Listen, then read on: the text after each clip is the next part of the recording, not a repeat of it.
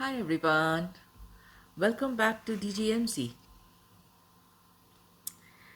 Today we are recording a bonus episode for DGMZ. This is first of its kind. So what does a bonus episode mean?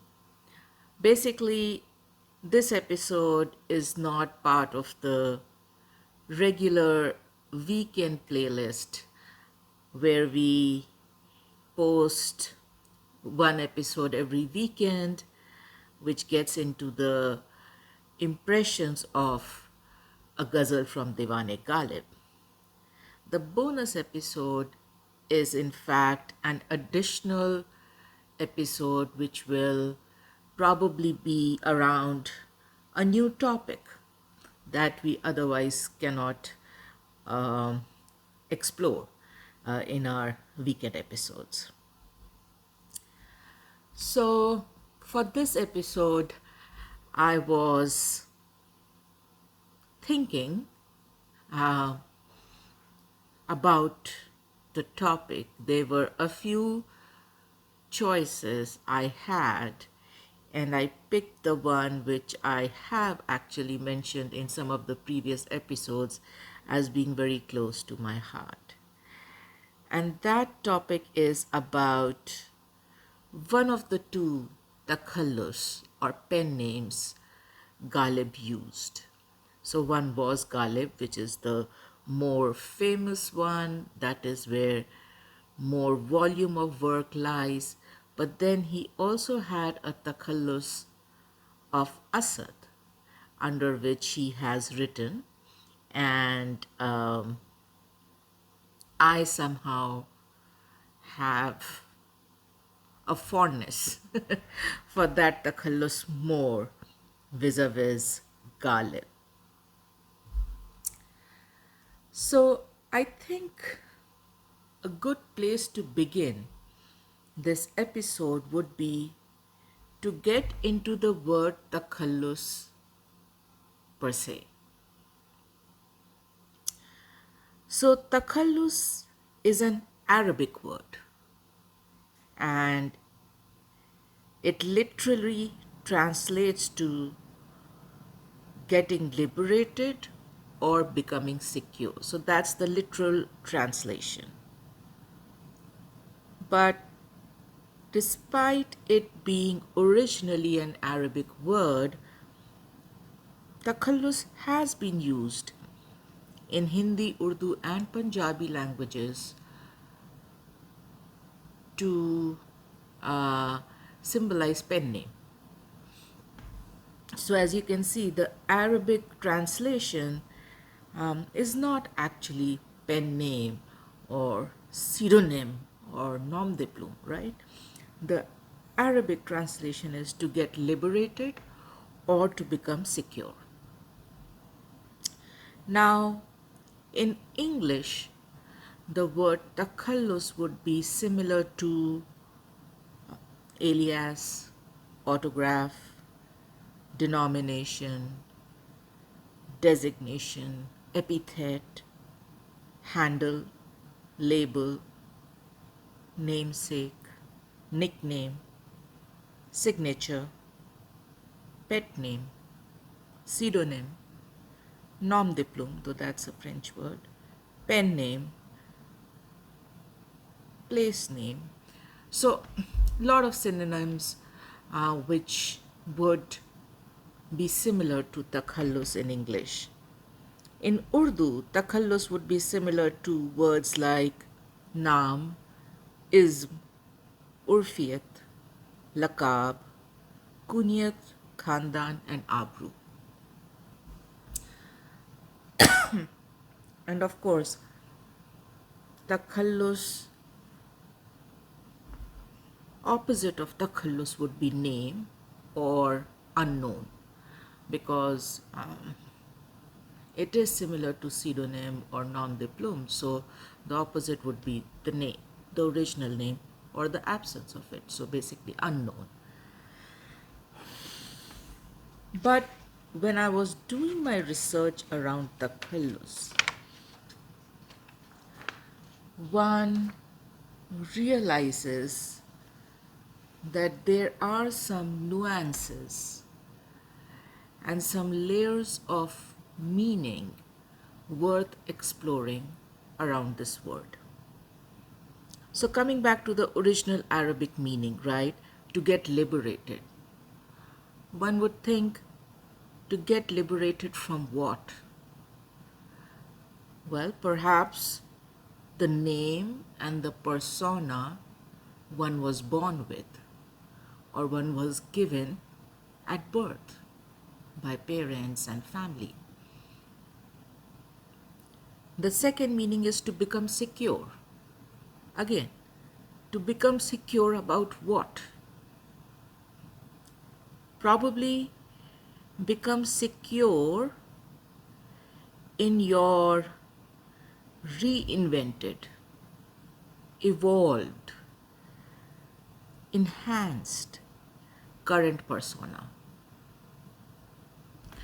A persona that you have built over years. A persona that includes your expertise, your experience, your talents, right? So, takhallus,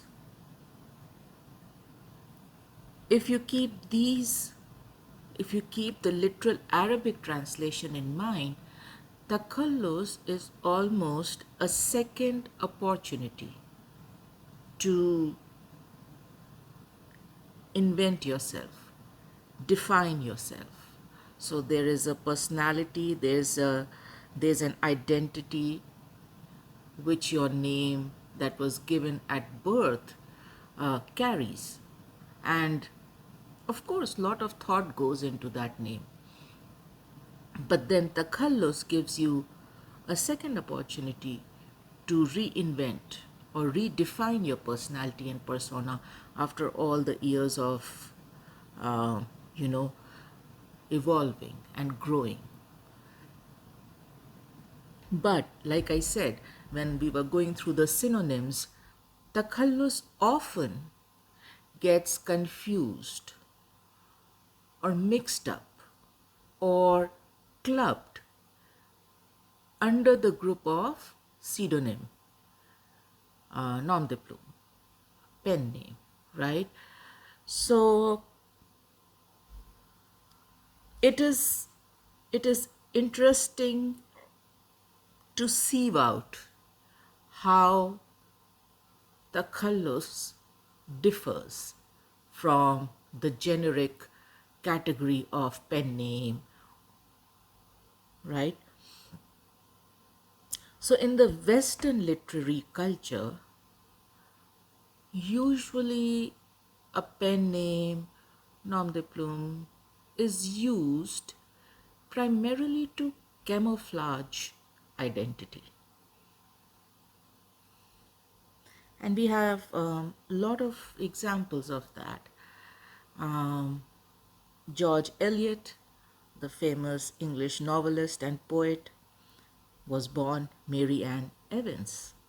She adopted the pen name George Eliot just because she knew that a female name would kind of marginalize her, and she wanted her works to be taken seriously, because back in those times, women writers usually wrote love stories and romances, and hence Mary Ann Evans adopted this nom de plume to camouflage her identity as a female, and get due credit, justified credit for her work. Another good example are the sisters Charlotte, Emily, and Anne, who chose pseudonyms Currer, Ellis, and Acton Bell. Charlotte's Jane Eyre, Emily's Wuthering Heights, and Anne's The Tenant of Wildfell Hall are all great successes they had under those nom de plume. So yes, in Western literary culture, usually it was either part of a marketing strategy or a camouflage to hide their identity for one reason or the other. In contrast, in fact, in huge contrast to that, in Urdu poetry, it's traditional convention that Urdu poets are identified by mentioning their takhallus at the end of the name. Now, takhallus could either be part of the poet's given name at birth, or it could be totally something different, right? But in contrast to how it is, how nom de plume or pseudonyms are used or pen names are used in Western literary culture, Takhallus in fact has a totally opposite objective. A Takhallus is meant to give the author or the poet a very distinct identity that reveals the persona of the poet, that speaks to the personality of the poet. Now, many a times Takhallus has been used to enhance the literary appeal of one's name. Again, going back to its primary objective of giving the author a distinct identity, right? So, Takhallus has been used to enhance the literary appeal of a name, right? And some of the examples are number one, Ibn Insha, a great poet whose real name was Sher Muhammad Khan.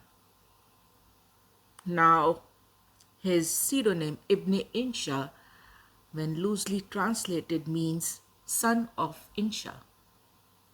And Insha was a famous 18th century classical poet. So, calling himself son of Insha was a way of adding to the literary appeal of his name, right? Joining a great poet's name, calling himself the son of that great poet, just added to the allure, the literary allure to his pseudonym. Another example is Muhammad Umar, who assumed the pen name Shaukat Thanvi. Takhallus also was leveraged in olden times in royal courts, where poets used to adopt a takhallus to save their works from being copied or plagiarized by other poets. Because in the royal court, there used to be a huge group of artists and poets and authors. And a takhallus kind of put a stamp on your work. It, it usually was a very unique name, and it set your work apart. It was difficult to steal or plagiarize or copy your work thereafter. Many times the poets would pick their takhallus from the titles that were bestowed on them by the emperor as part of his appreciation or applaud, right, for their work. Ghalib was no different. The Mughal Emperor Bahadur Shah Zafar too gave Mirza Ghalib many titles. He gave him the title of Dabir ul Mulk, followed by the title of Najmud Dawla, and that incorporated Ghalib into the nobility of Delhi. Mirza Nosha was another title that Ghalib got from the emperor. And basis this title, he added Mirza to his takhallus. So from Ghalib, he became Mirza Ghalib. And of course, Last but not the least, one of his Takhallus was Asad, and this whole episode is dedicated to that, and we will get into great detail as far as the Asad Takhallus goes. Now, some poets also used Takhallus to highlight their geographical belonging. They added their geographical origin to their Takhallus in a very distinct effort to highlight the location from where the poet and their talent originated. And we have many examples of these. Many.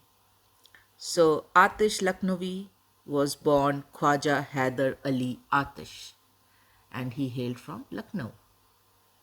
Dag Dehelvi was born Nawab Mirza Khan Dag Dehelvi and hailed from Delhi. Jigar Muradabadi was born Ali Sikandar and hailed from Muradabad. Firaq Gorakhpuri was born Raghupati Sahai and hailed from Gorakhpur. So all these poets changed their original name, adopted a Takhallus, and added their geographical location into the Takhallus, wherein they were not only enhancing their own persona, but took pride in highlighting the geographical location they hailed from, because it was a matter of pride not only for them individually as a poet, but for the region they hailed from, to have someone of such caliber, write poetry. Now, there were some authors and poets who used multiple takhalluses. They changed through multiple takhalluses. Now, takhalluses is not a word, but you get my drift. So they used multiple takhallus for multiple reasons. And one of the most interesting examples would be Dhanpat Rai Srivastav. So Dhanpat Rai Srivastav began writing under the pen name Nawab Rai, but subsequently switched to Premchand. Dhanpat Rai was relocated to Allahabad for training and then posted at Kanpur. There he met Munshi Daya Narayan Nigam, the editor of the Urdu magazine Zamana, and in that he published several articles and stories. Now, Premchand's second short novel, Hum Khurma O Hum Sawab, Prema in Hindi, was published in 1907 under another different pen name, Babu Nawab Rai Banarsi. So we have already gone through three names so far: Nawab Rai, Babu Nawab Rai Banarsi, Premchand. Now in 1907, the publishers of Zamana published Premchand's first short story collection, which was titled Soze Watan. Now, Soze Watan was a critically acclaimed work, if you may, and it was noticed by the British government officials, who banned it, calling it as a seditious work. James Samuel Stevenson, the British collector of Hamirpur district, he ordered a raid on Premchand's house, and during the raid they confounded copies of Soze Watan, almost 500 plus copies, and burnt them. So this bought Premchand under great visibility, and for all the wrong reasons with the British hierarchy at that time. After this event, Munshi Daya Narayan Nigam, who was the editor of the Urdu magazine Zamana and had published Dhanpat Rai's first story, Dunya Ka Sabse Anmol Ratan, he was the one who advised the pseudonym Premchand for him to use. Now, that is when Dhanpat Rai, he stopped using his pseudonym Nawab Rai and switched to Premchand. Premchand was often referred to as Munshi Premchand, and there's a little story about that also. So the fact is that along with Kanhaiya Lal Munshi, Premchand edited the magazine Hans. And the credit lines of that magazine used to read Munshi, Premchand for both of them, right? For both Kanhaiya Lal Munshi and Premchand. But people started calling Premchand as Munshi Premchand, and that name stuck. That name stuck. So that's another very interesting story. How circumstantially the Takhallus just kept evolving, right? And Munshi Premchand went through almost 3 to 4 pen names throughout his career. So those were some interesting examples and usage of takhallus. Yes, this last example does have that connotation, right, of camouflaging the identity. But otherwise, the former examples are all about enhancing the persona or enhancing your personality, right? Now, let's get a little into the usage of takhallus.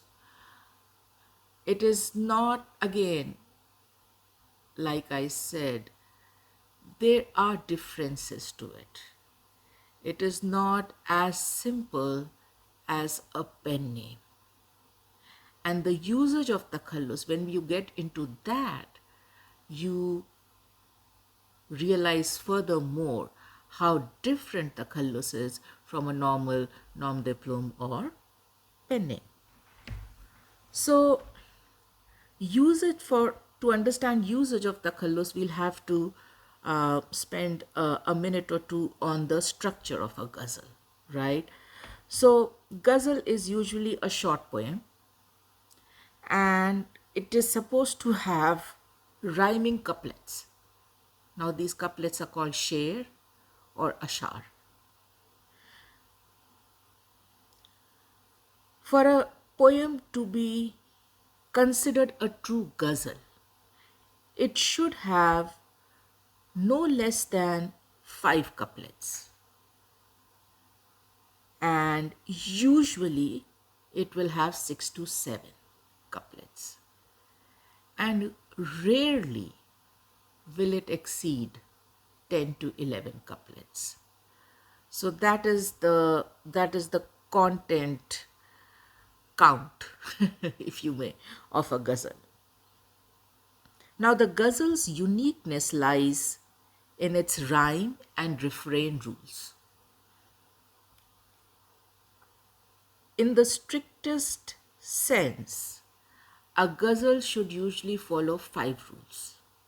Number 1, matla, which will be the first sher or couplet in a ghazal.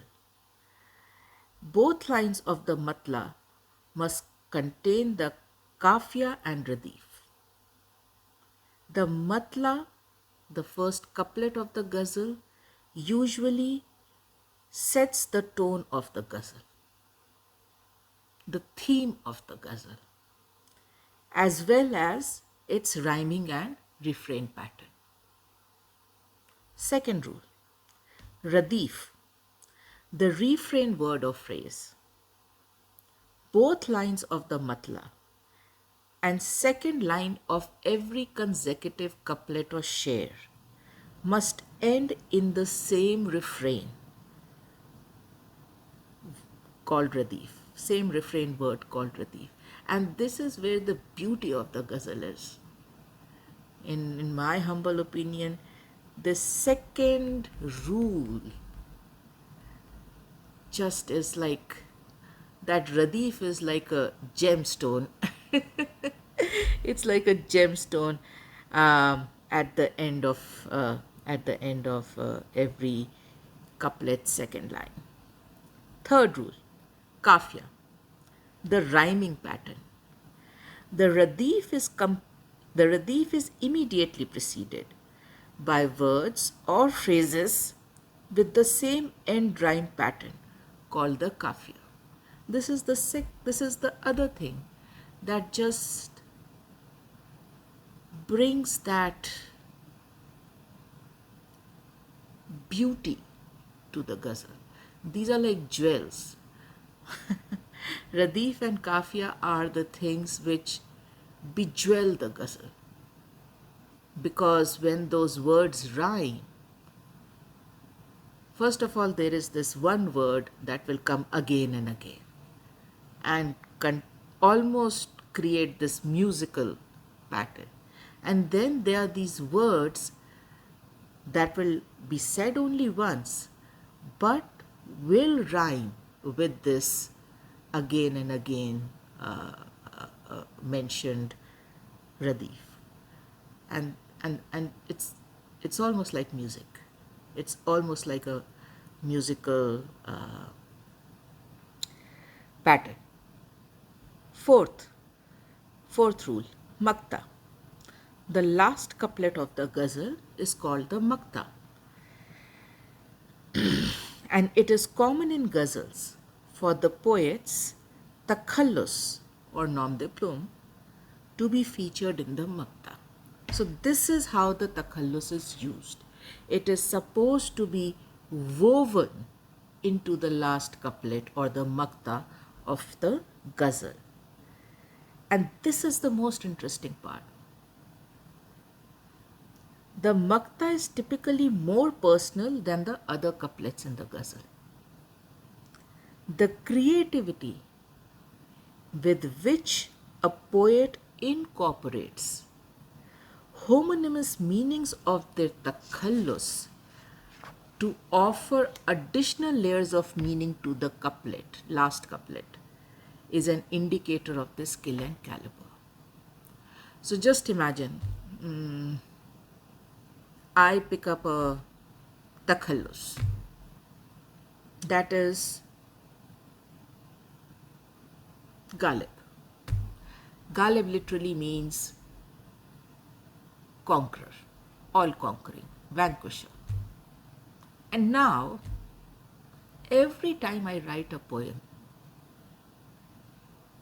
I am going to use that word Ghalib, which has a distinct meaning. It's not like a joker card that can go and fit in any sequence, right? It has its own distinct meaning. Now I'm going to weave that word every time in my last couplet.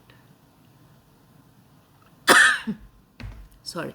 And when I do that, I not only do not disrupt the harmony, essence and meaning of the couplet, in fact, I use my takhallus to add additional layers of meaning to that couplet.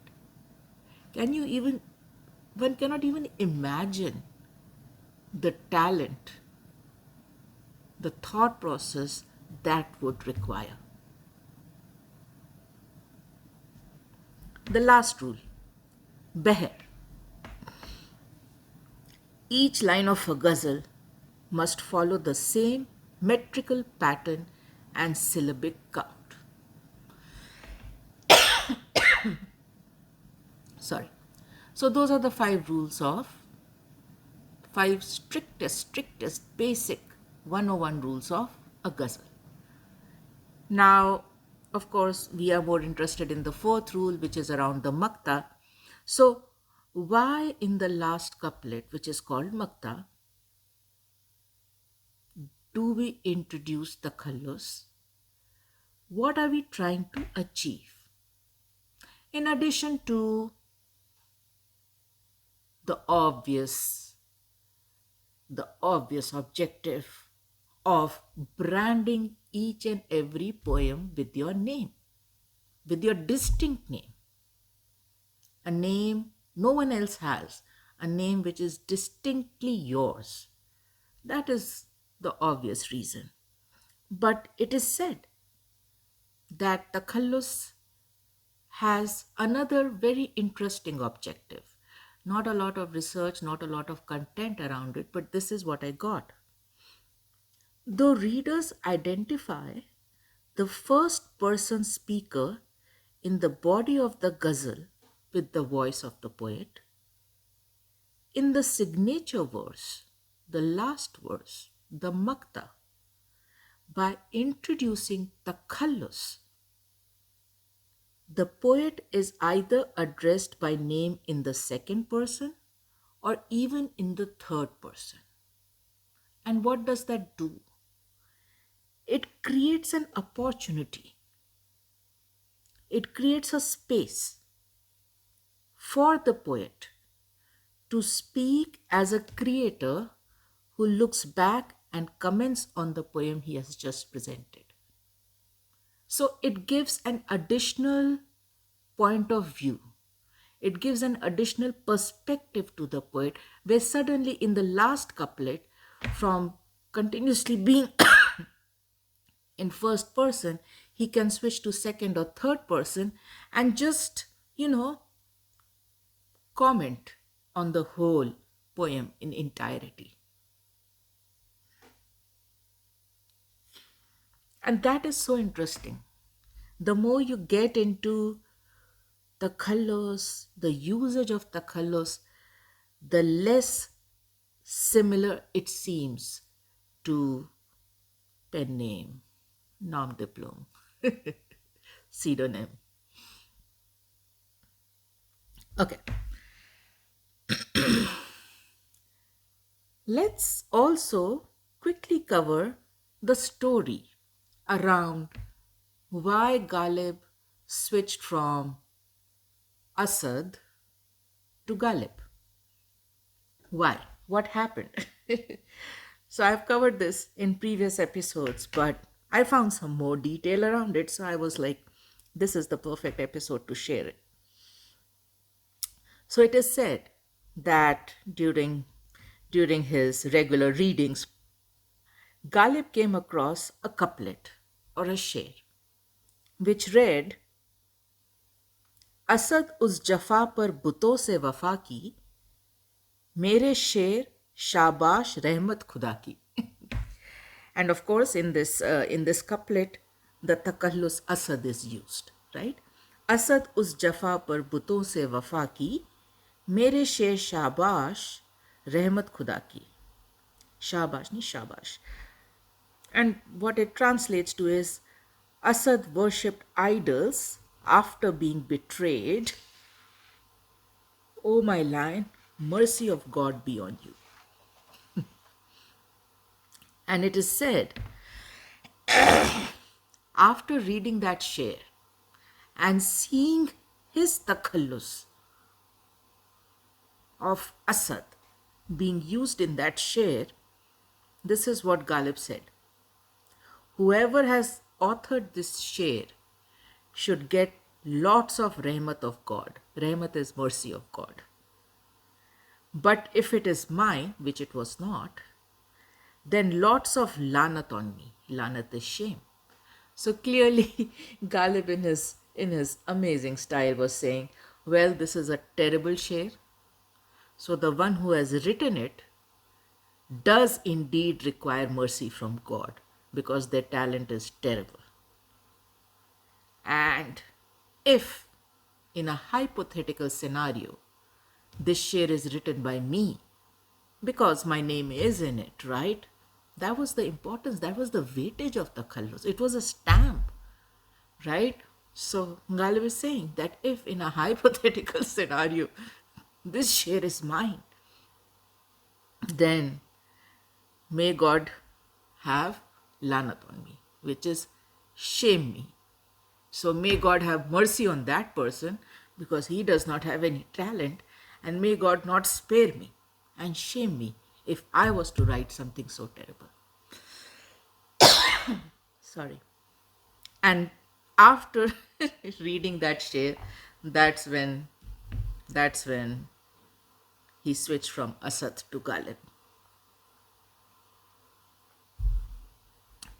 Now, some people do say there are examples where, though he switched to Ghalib, it's not as if he gave up on Asad completely. So he did use Asad now and then, but much, much less. And usually, probably in personal letters and stuff like that, vis-a-vis his actual poetry, uh, which he would have presented or recited in public forums. So now, coming back to his Takhallus Asad, that's what the episode is all about, right? So the first endearing thing to me about this Takhallus is that it has its roots in the original name, right? So his original name is Mirza Asadullah Khan Baig, and Asad is part of that name.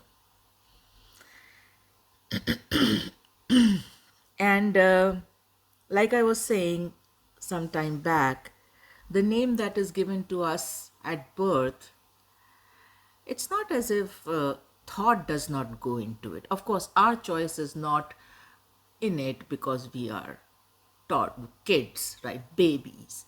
But parents, family members put a lot of thought into coming up with a name that is the best match to whatever at that point in time they can envision about you, have inspirations about, have probably hints about, right?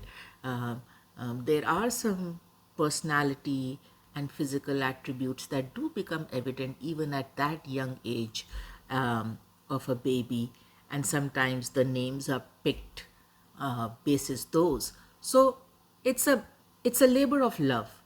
A lot of thought goes into the name that is given to you at birth, and I love the fact that Ghalib's first choice of Takhallus was not another name. It was picked from his birth name, almost as if he was agreeing, almost as if he was agreeing with his parents that, yes, I think this suits me. I have evolved, I have developed, my talents have honed, I have a full fledged grown personality, and I still think the name you gave me at birth suits me. You did good, mom and dad, you did good.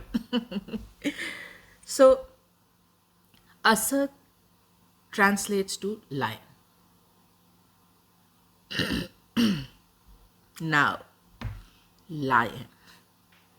You do not call someone a lion, name someone a lion without putting a lot of thought in it. That's not a name you would give someone lightly. And it does seem that Ghalib's parents would have seen glimpses of the majestic persona he was destined to have. Clearly saw glimpses of that majestic persona he was destined to have. Parents are very intuitive. Yeah. And then, of course, like I said, Ghalib agreed with them. Right down the line, when it came time to pick a Takhallus, he picked Asad. Now the noun or the name lion, this comes with a very solid, irrefutable reputation, which runs way back in time. And I thought, again, this episode is a good opportunity to get a little into what's the big deal about Asad, right? Lion. Yeah, what's the big deal? Let's dig into it. So historically, right, or since the origin of civilizations, images of lions have been used to represent majesty, awe, and leadership. And almost in every civilization, you have the symbolism of lion, right?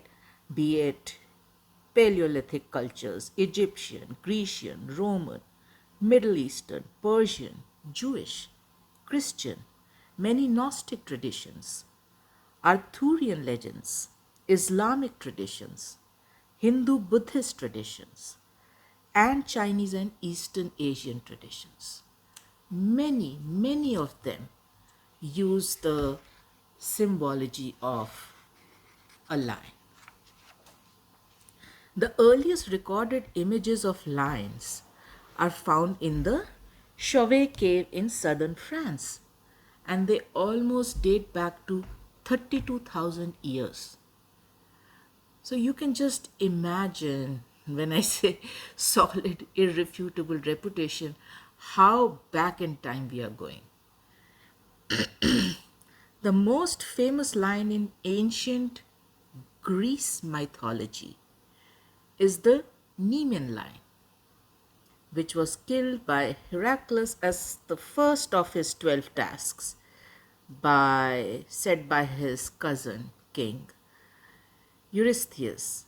The importance of this is that this lion is represented in the constellation Leo and is also the zodiac sign.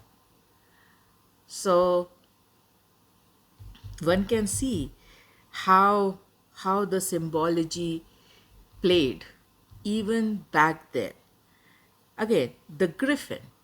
Now this is a mythical creature who has the body of a lion and the head and wings of an eagle. And again, this powerful creature is used to symbolize various qualities like sun, wisdom, vengeance, strength, and salvation. Some more examples. Egypt's largest single structures, the Great Sphinx, is lion's body at its foundation. In ancient Egypt, it was believed that a lion guarded the tunnel that the sun passed through at night. See the folklore and the it's amazing. Again, in Egypt, ancient Egypt, it was believed that two lions back to back predicted past and present. Images of lion lying peacefully with other animals symbolize a paradise or golden age without conflict. It brings to mind that song, The Lion Sleeps Tonight by Tokens. Now, I bought this tarot card. We'll get into the lion symbology in tarot. But if you look at this tarot card, right, you can see a lion and this little kiddo with a little chick, right, just resting on the lion. The lion has this almost benevolent expression on his face, or its face, his face actually. And yeah, this is what in ancient cultures was picture of paradise, where a lion is kind of, chilling with everybody, with all the animals. Now, the Bible mentions lions many times, including the book of Daniel, the book of Judges, First Peter. Additionally, A lion symbolizes the entire tribe of Judah in Bible. And the evangelist Saint Mark was said to be a voice of one crying out in the desert as if the roar of a lion. And then lastly, the last example that I have is of this Turkish proverb, which states, "A lion sleeps in the heart of every brave man." So this the symbology is amazing. The lion sleeps in the heart of every brave man. Now, it's not only ancient history, culture, and traditions that leveraged the symbology associated with lions so heavily. Even in the modern era, there is no dearth of evidence that the reputation and imagery of lion continues to command the same respect and majesty as it did in olden times.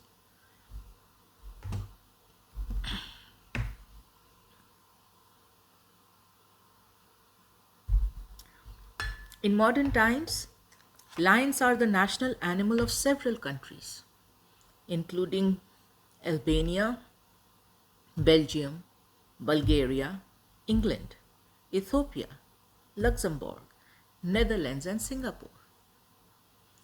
The famous MGM lion is named Leo the Lion, and it has opened every one of its movies since 1929. There have been 5 different lions that have been used for MGM's iconic feline. And around the circle that frames Leo is the MGM motto, Ars Gratia Artis, art for art's sake. The 2 majestic stone lions that stand guard outside the New York Public Library are named Patience and Fortitude. They were named in the 1930s to reflect the qualities New Yorkers exhibited during the Great Depression. It's just amazing. It's just amazing how the symbol of the lion has been used not only to identify virtues like strength, etc., but to inspire. I think the inspirational part of it is even more amazing. Some more examples. The 2 bronze lions outside the Art Institute of Chicago were made for its opening in 1893.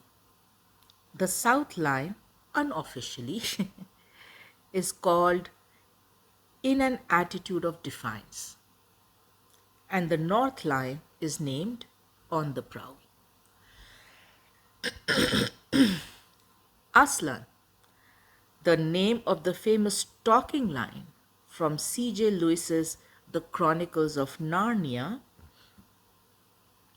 is again a very famous lion, part of our literature and art culture. Aslan actually is a Turkish Mongolian word for lion, and it is interesting to note how similar Aslan and Asad sound, right? So Asad is Ghalib's second Takhallus, and Aslan is the Turkish Mongolian word for lion. Now, the last example that I gathered was tarot. So tarot cards are commonly used divination tool, and they also draw on the symbolic meaning of lion for attributes like bravery, control, power, influence, and literally speaking, strength. The lion's dual nature, the beast and the protector, is used in tarot to symbolize that when animal instinct, like raw passions and desires, are expressed in positive ways with inner strength and resilience, they transform and become symbolic of the real inner strength. Now, here is another tarot card. If you see this one, same card, but here the lion is represented with a rose in his mouth, a rose stalk, unharmed, right? And tarot uses the lion symbology, especially in the strength card, to give a very different and unique message, which we don't hear in other examples of using lion as a symbol. In tarot, it clearly speaks to the nature of a lion, which is protective. It is protective. This lion knows that it is a 250 to 500 pound killing machine, and yet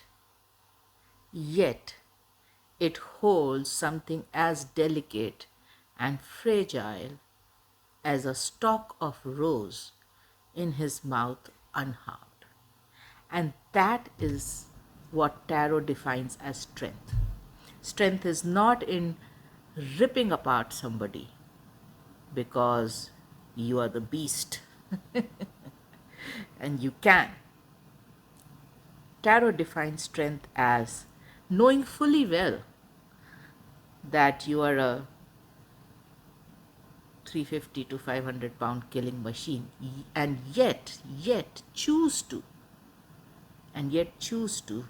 show this gentleness. Beautiful. So after getting into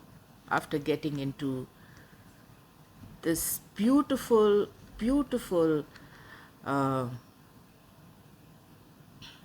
through times and generations and cultures, this beautiful tradition of using lion as a symbol for so many amazing attributes, right?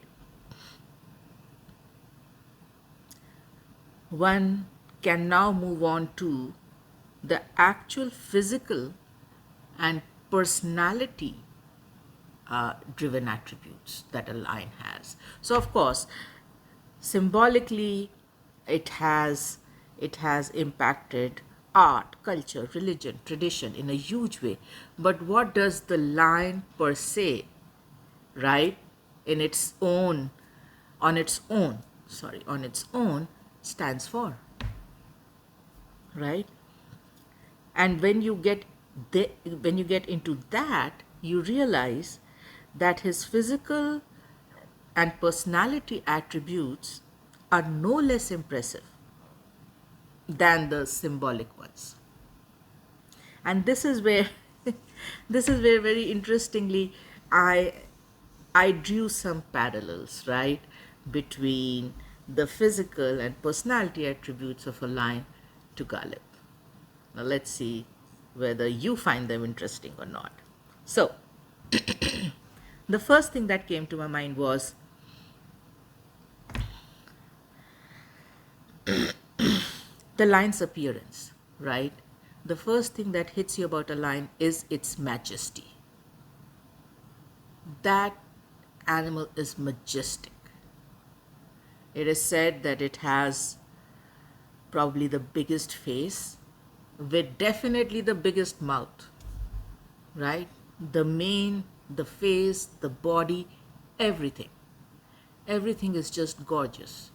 It's royal, it's regal, it's just majestic, right? And it sets it apart from all other animals in a very unique way. earning him the title of King of the Jungle, right? King of the Jungle. That's not a title that gets bestowed on any and every animal, right? So the the the lion as an animal again stands apart from the rest. And I think Ghalib too reigned as the undisputable master of Urdu and Persian poetry. Though he was underappreciated in his life or during his living years, Ghalib's standing among critics and aficionados of the Urdu ghazal continued to rise after his death. And by late 19th century, he was being acclaimed by many as India's greatest poet of Urdu and Persian. Apart, apart from everybody else, there were many during his time, before him, after him, many who did the same thing, theoretically, did the same thing. But Ghalib stands apart. His letters in Urdu brought him recognition as the greatest stylist of Urdu prose. So I am a big fan of his poetry, but from whatever little I have read, he was a master of prose too. In a poem he wrote in 1906, Muhammad Iqbal, the greatest poet of Urdu in the 20th century, compares Ghalib to Goethe. In 1921, Abdur Rahman Bijnori, a leading literary critic of the time, wrote, "There are only two divinely revealed books in India, the sacred Vedas and Diwan-e-Ghalib." Imagine that. This is not about poetry. This quote is not about poetry. Equating Ghalib's writings to any religious text, and even better to one of the most read religious texts, um, is testament to the morality that Ghalib brought to his works, that Ghalib weaved in his works. Another critic, Rashid Ahmad Siddiqui, writes that the Mughals had bestowed three gifts on India: Urdu, the Taj, and Ghalib. You can clearly see that in terms of majesty, in terms of ruling his domain, Ghalib was, yes, he was the king of his jungle. He was a king of his jungle. Nobody came close. Nobody came close. And there were many. There were many. To gain fame posthumously,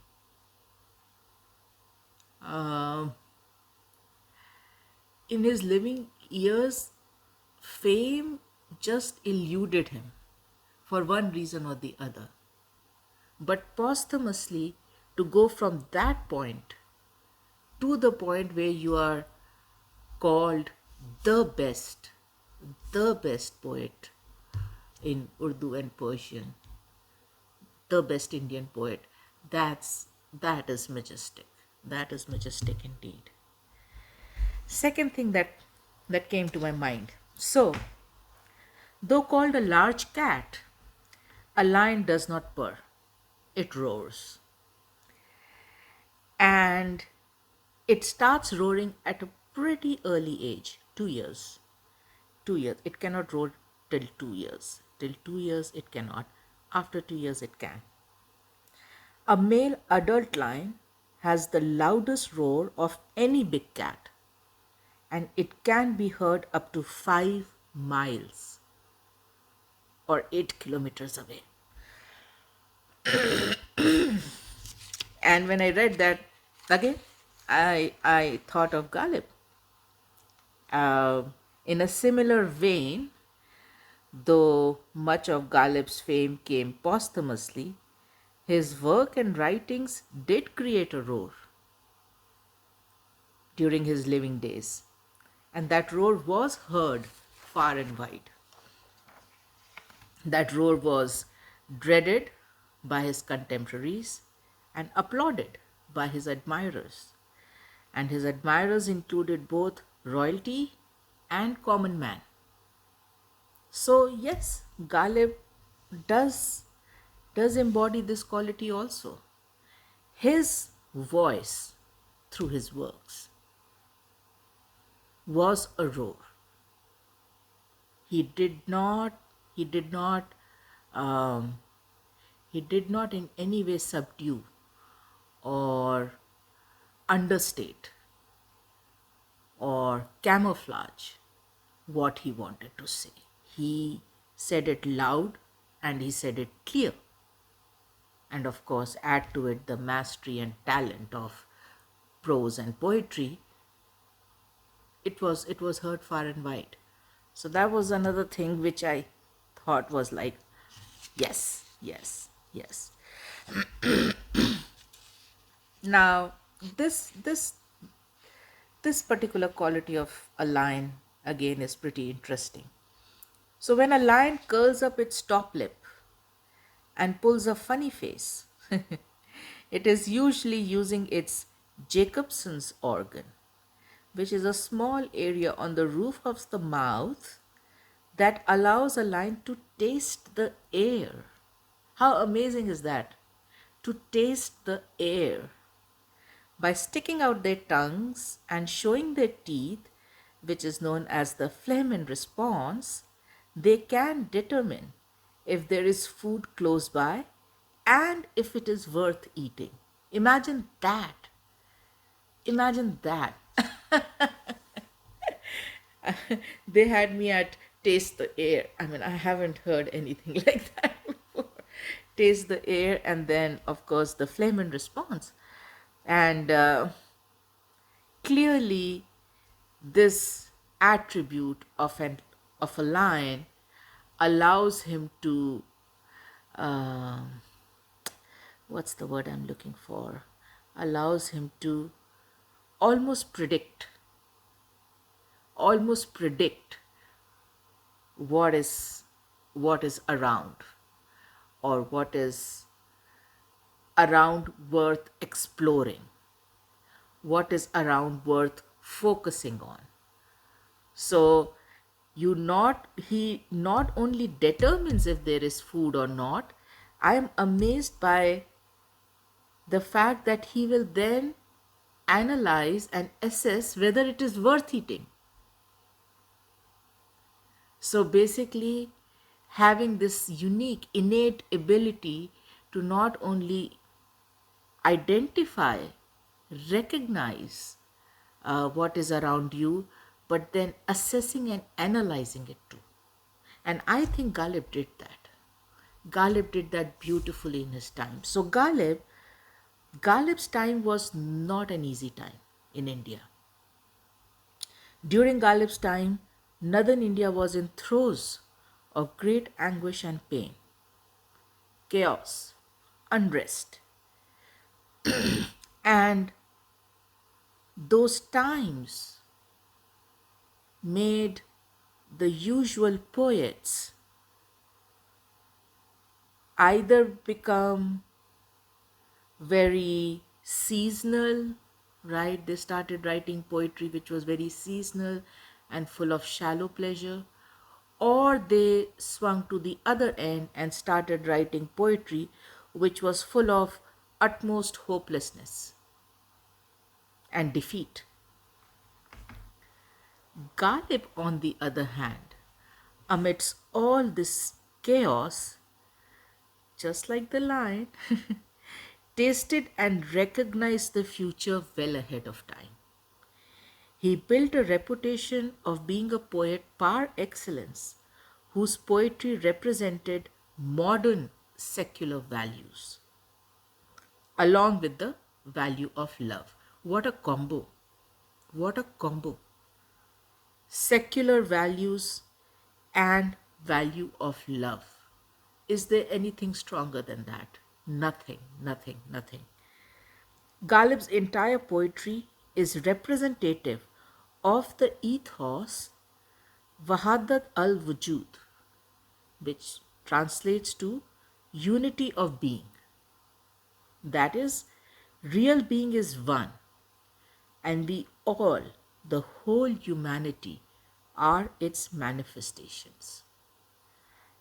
And those who believe in this philosophy do not distinguish between one human being and the other, one religion and the other. To create unity in diversity, such as what India possesses, one has to strive very hard. And personalities like Ghalib, with their progressive, futuristic, liberal values, were way ahead of time in recognizing it, accepting it, assessing it, analyzing it. And that is where I think Ghalib had. Ghalib had his own Jacobson's organ, if you may. And the last unique thing which I wanted to mention was a lion's tongue. A lion's tongue is supposed to be unique. A lion has a special tongue, which is rough enough to peel the skin of their prey away from the flesh. Ooh. It is said that if a lion licked the back of a human's hand just a few times, it would peel away much of the skin. And it does that because the tongue has these papillae. These are small appendages, if you may, which are spiny, almost like thorns. And that's what the lion uses to peel off the skin from the bones of its prey. And sorry, I'm coughing and laughing at the same time. Sorry. So this comparison makes me chuckle because though it will sound a little overboard, I believe it is true. I genuinely believe it's true. Ghalib indeed can justifiably be compared to a 250 to 500 pound killing machine when it came to poetry and prose. He indeed can. He indeed can. And though much of his eloquent poetry focuses on emoting of unrequited love, he was equally adept at using sarcasm, criticism, analysis in his poetry when he was addressing or writing about socio-political, religious, cultural, orthodox traditions, right? When he was writing about things that did not serve humanity well, but were still forced on humanity under the pretext of traditions and culture and religion and all that stuff. And those are the times when you get to enjoy the bite in Ghalib's poetry. It has a bite to it. But again, he serves that bite very cleverly with unmatched wit and humor, right? So his tongue did have the ability to peel off skin from anything, any topic he wished to. He did have that caliber. He did have that ability. He used it judiciously. He used it very well. with his wit and humor, but he used it. Whenever it was required, he used it.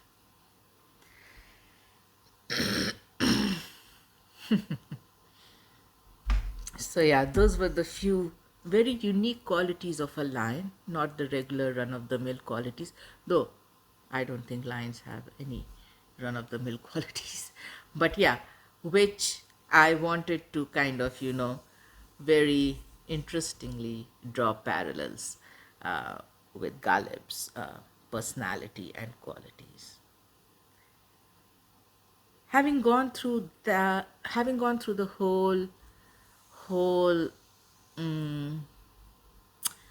detail around how Ghalib embodied the Takhallus of Asad, which translates into lion. I do want to emphasize that it doesn't matter. Does it really matter whether you see a flame atop a candle, or you see a flame at the edge of a clay lamp, or you see a flame at the head of a simple matchstick? The mesmerizing quality of a flame remains the same. Its ability to fight darkness remains the same. Its beauty remains the same. Its flickering quality remains the same. Everything that you find so alluring about it remains the same. No matter where it sits, right? Doesn't matter. So his works, whether they came with the Takhallus of Asad or they came with the Takhallus of Ghalib, in the end doesn't really matter. the work has the Takhallus has no bearing. But the only thing is that it's interesting to see how he weaves Asad into his Makta, the last couplet, and how he weaves Ghalib into the last couplet. Other than that, it doesn't matter. Both Takhallus are equally honored to be his. Both Takhallus are equally honored to be his. So that's what I had for this bonus episode, and I feel very good that I got an opportunity to share with you why I'm so enamored, why I'm so fond, why I'm so impressed, why I'm so influenced by this Asad Takhallus that Ghalib had and used. Soon we will be posting our weekend episode for the next ghazal. Until then, everybody, love and light. Thanks for watching.